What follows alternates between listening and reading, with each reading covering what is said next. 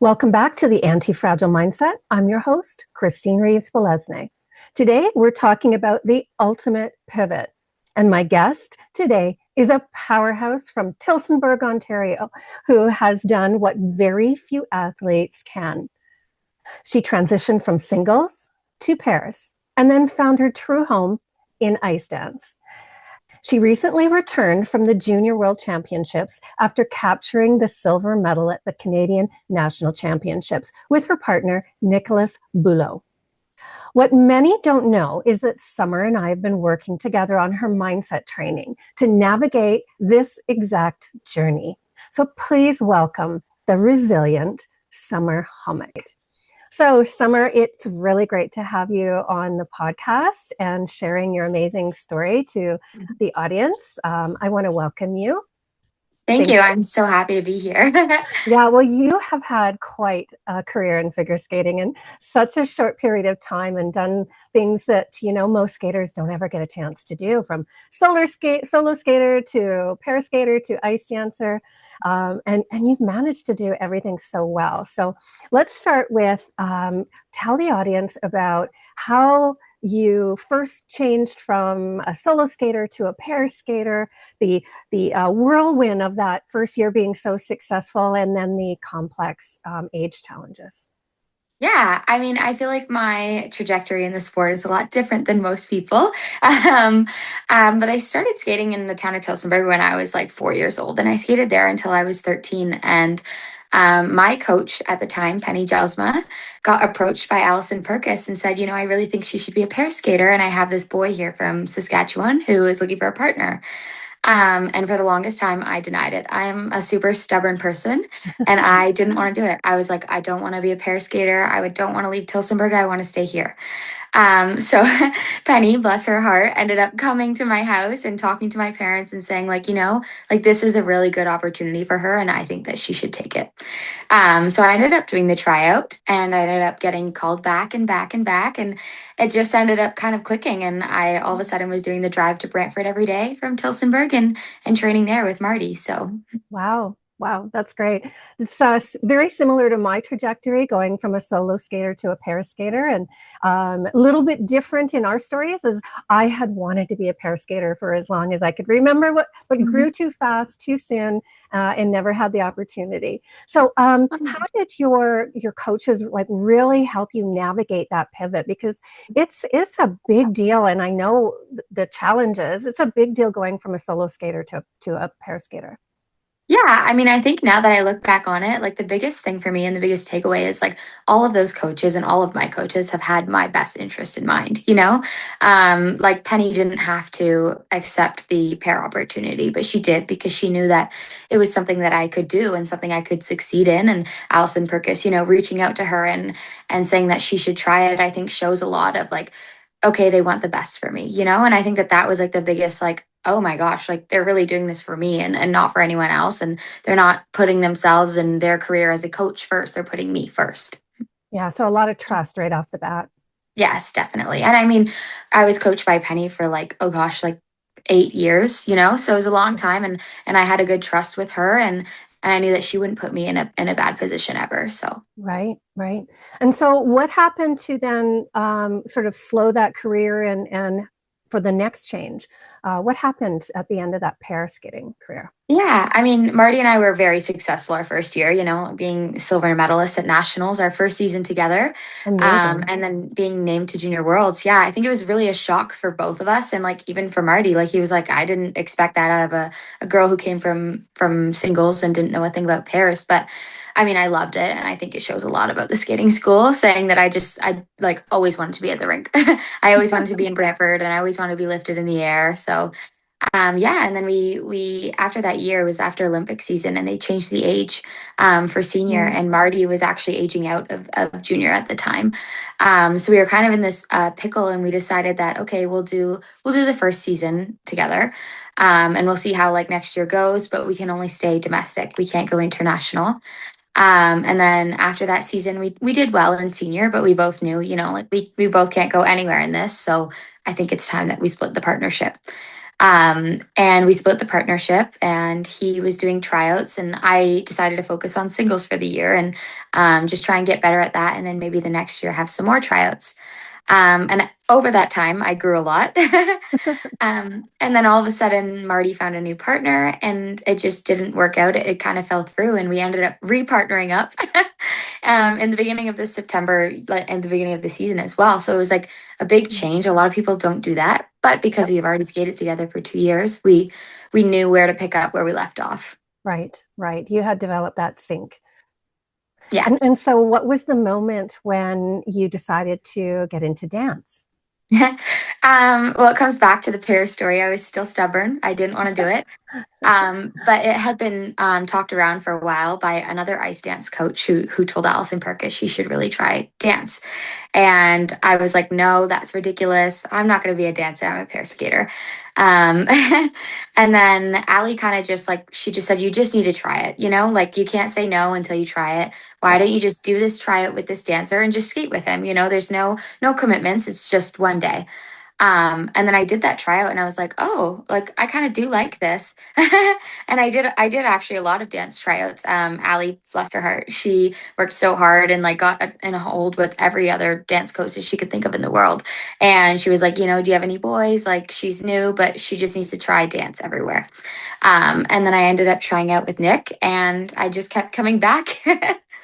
Right. And so that transition from solo skating to pair skating, and then pair skating to dance, what do you think was the hardest technical habit to break when moving from kind of like that flying through the air, pair skating, jumping like a solo skater to like the deep edges and precision of dance? Yeah, I think honestly it comes down to like the most basic things. Like in dance, the holds are a lot more intricate than in pairs because in pairs it's a lot of hand in hand skating and not as much, Killian, foxtrot, waltz, all those different holds that we have in dance.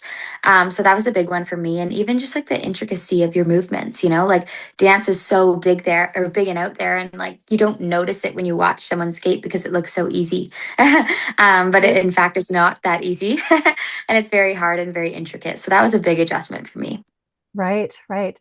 Now, in our sessions, and we've worked together on sort of owning your identity as an accomplished dancer, and before the results came, right? Not hoping to be that accomplished dancer and then decide, okay, I am, but really owning it before. And what would you say you realized this season as a dancer, and again in another discipline becoming so successful? Yeah, I think this year we really like shot out of a cannon. It's our second season together. And at our first junior Grand Prix, we ended up coming third. And I remember after that rhythm dance, we were like so upset about the score. We really like put our self value on that score and we didn't even think about the placement. Like after the rhythm, we were in fourth and we were like a smidge, like a little hair from third. And if you told me that going into it, I'd have been like, what? Like we're that close to the podium. And then our free dance, we skated so well, so well. Like lights out for us at the time of the season, and we ended up climbing to the podium. And I think at that time I realized like, oh my gosh, like we are good, and I do belong here. And I think for the longest time I didn't understand that because I was still so new to it. Right, right. And what would you say was the thing that helped you the most to get over that and to quiet that inner chatter that constantly says you're an imposter, you're not a nice dancer, you've just started this, other people have been in it forever. What tools, what things helped you to get over that? I mean, definitely a lot of journaling and understanding my thoughts and the feelings and why I thought that I felt that way. A lot of the times I would question why I was there and if I was weighing my partner down because he had more experience than me. And I think a lot of the journaling came down and like understanding why I felt that way and talking to my partner was a big thing for it. He was always by my side through it all, and he never ever made me feel like I was weighing him down, which goes a very long way, and I'm so lucky for that. Absolutely, that communication and connection and caring between partners is so important. Um, So last season was pretty spectacular. You exceeded your own expectations and hit every goal that you set. So when you kind of look back at that national silver medal in the junior world stage, what was the biggest mental shift that allowed you to thrive under that pressure? And what was the biggest challenge? I mean, I feel like when I started working with you, I started to really like understand my mind and what was going on in there, whereas before it was kind of just like a mess up top. But I think that was the biggest thing for me was learning through that. And at our first junior Grand Prix, like I really was able to connect the dots of working with like a mental trainer and working my mind out and at competitions and comparing it to training as well and how I was feeling. So that came a long way. And of course, there was a lot of challenges like injuries, like everything you could name. So I feel like you do learn, you live and you learn for sure. And that's like the biggest thing for me. And so from that lead up to the junior worlds and all the challenges with, injury and dealing with that, what did the junior world experience teach you about your own grit and something that you didn't know at the beginning of the season, but you kind of after the fact you learned about yourself with your grit? Yeah, I mean, I fully realized at Junior Worlds how strong of a person I was. I was like throwing a lot of mud in my face, the especially the last few weeks leading up to Worlds with injury and some family issues as well. So I feel like I learned a lot and I realized that I did still accomplish everything I wanted to this season. And even though it felt like I was exhausted and I just wanted the season to be over. I was so tired and I couldn't do it anymore. But I think being there and showing up and skating as well as we skated, given the circumstances, was still amazing for us. And with all that you've learned over this past season and recognizing your identity as a dancer and the grit that you have and what you're capable of, how do you see your identity now as a dancer going into this next season? I mean, I think I've now proved it to myself that I am a dancer and I've earned my spot to be there. It took some time for me to do that for sure. But I think going into next season, I'm more excited to like see what I can do and how I can challenge myself. And now that I've got a grasp on what the whole season looks like, I know what to expect and I know how I can take care of myself and take care of my mind as well into all this. Yeah, and it's so important, isn't it? Yeah, very that, important. that whole part of the skater, the technical, the physical, the mental, it all has to be looked at to get to the levels that you're starting to rise to. Yeah. So we're going to do a quick little sort of closing rapid fire question. So I'm just going to throw it at you and just whatever your first thoughts are with the answer. Are you ready? Okay, so All the right. hometown, I'm yeah, ready. the hometown question. So Tilsonburg is rooting for you, obviously. What's the first thing you do when you get back to visit? Oh my gosh, I love going to my with like friends and family and catching up with them. That's a big one for me. But honestly, just being with my family is so special. We all live very, very close to each other. So it's good to be with my grandparents and my mom and my dad and all my cousins. Oh, that's amazing. Okay, now the grit definition. To you, what does it mean to be an anti-fragile athlete? I mean, I think to me it means that you can be knocked down and you can get back up again, you know? My coach Mitchellism always says to me, he says, when the going gets tough, the tough get going. So that's what it clicked with me when he said that one time. And I feel like that's my biggest anti-fragile definition.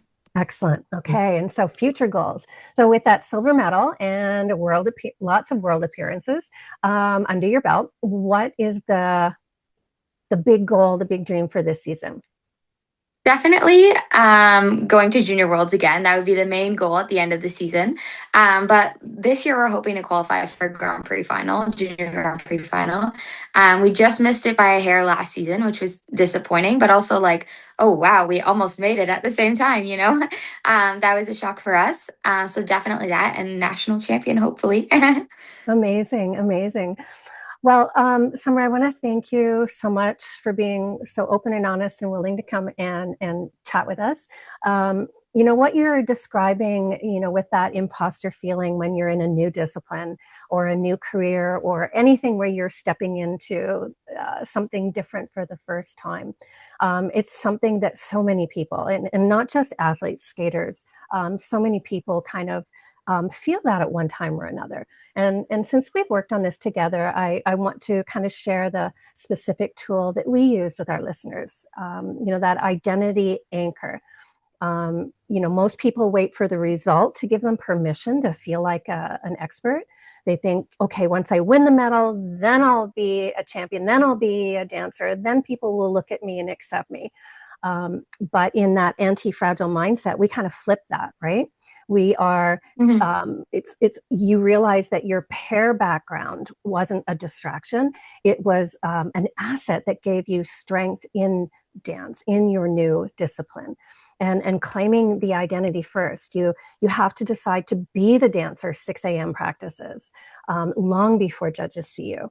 And that anchor in with your coaches. So when your own voice says I don't belong, you anchor in with your coaches who tell you that you have the ability, you have the strength, and you have the talent to do it.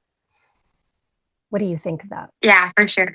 Yeah, for sure. It was always hard for me to really understand my worth. It was the same thing when I was a pair skater, like I thought of myself as someone really down low. I never had that faith in myself that I was put there for a reason.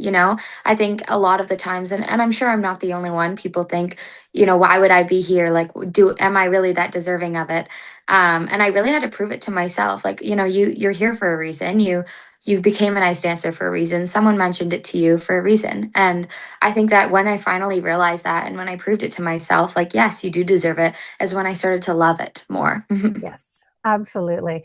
And would you say that the focus on the joy and staying present is just something that is so important, and not looking at the outcome always, right? It's your goal, but not always looking at that outcome helps you in what way would you say? Yeah, I mean, it totally helps me to like be present and be in the moment. I think a lot of the times skaters and myself personally give ourselves a worth based on the number or the score that you're given after you compete. And I feel like nobody really understands that you put the work in behind the scenes, and perhaps it didn't work this time, but it might work the next time. Yeah, and that doesn't take away from your worth or your identity, right? It's a moment in time that a mistake is made, but does not in any way devalue who Yeah, you are as a skater. yeah, definitely. And of anything, that's when you rise above. Yes, yes, and you come back stronger. For sure.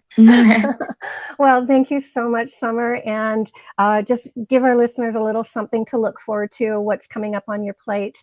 You've got new programs. Yes. Can you share a little of them, or is it a secret still? Yeah, we can share a little bit of it. Well, I'm sure they know that the theme for the rhythm dance is it's a waltz. So Yes. we decided to do something that is not very traditional Cinderella waltzy. So I think a lot of people are going to be shocked when they see that. They're going to be like, "Whoa!" And then our free dance this year, we tried to keep the same vibe as Ghost because we got so much love on that program, and we didn't Beautiful want to program. switch it. Yeah, we didn't want to switch it up too much.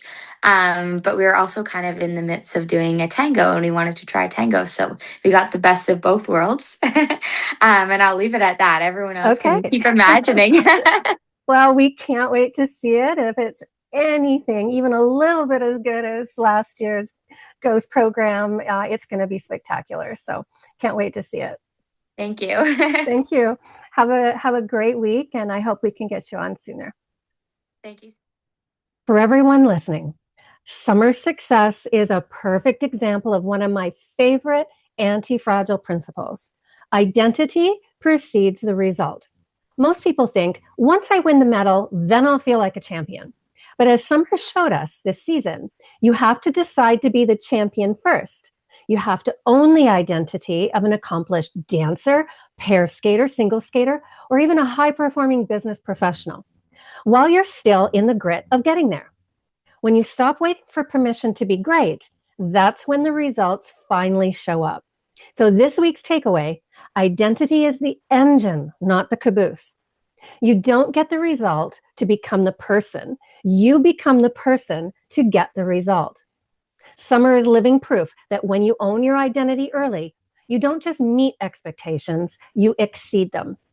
In my book, Glitz and Grit Beyond the Spotlight, I talk about how the end of a partnership can feel like a door closing. But as you've seen, summer is the perfect example of how that's often just the hallway leading to a much bigger room or a better chapter. I talk about this shift extensively in my book, and for anyone struggling with a career pivot right now, Glitz and Grit Beyond the Spotlight is more than a sports memoir. It's a candid exploration of the resilience required to reinvent oneself when life's first act ends. From the stages of Paris to the quiet, demanding realities of motherhood and career transitions, I offer an intimate look at the strength found in the shadows of success. This Mother's Day, give the gift of a story of falling, rising, and the enduring grit it takes to define success on your terms.